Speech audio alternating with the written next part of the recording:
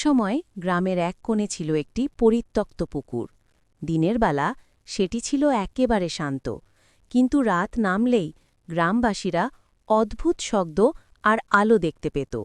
সবাই বলতো ওটা নাকি ভয়ঙ্কর পুকুর। গল্প শুরু। গ্রামে থাকত সাহসী এক কিশোর, রিফাত।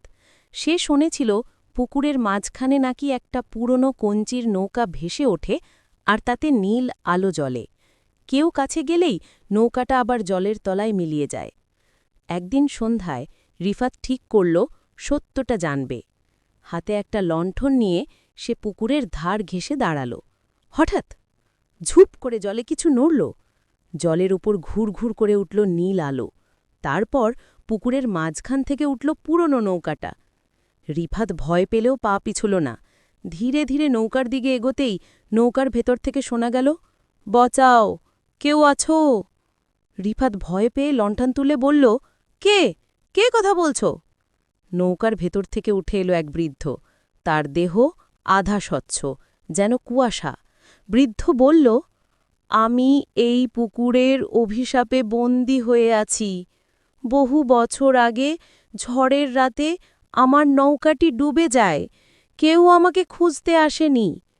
রিফাত সাহস করে বলল, আমি আপনাকে সাহায্য করব। কি করতে হবে?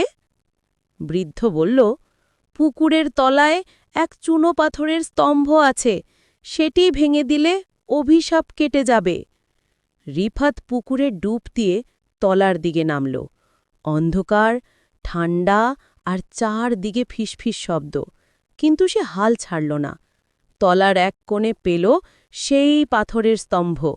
অনেক কষ্টে সেটি ভেঙে ফেলতেই পুকুরের জল ঝকমক আলোয় ভরে উঠল। বৃদ্ধ আনন্দে বললেন, তুমি আমাকে মুক্ত করেছ বাছা, এবং ধীরে ধীরে বাতাসে মিলিয়ে গেলেন। সেদিনের পর থেকে পুকুর আর আলো দিত না, আওয়াজও হতো না। গ্রামবাসীরা বুঝল পুকুর আর ভয়ঙ্কর নয়। নৈতিক শিক্ষা। সাহস আর দয়া সব সময় অন্ধকারকে পরাজিত করে।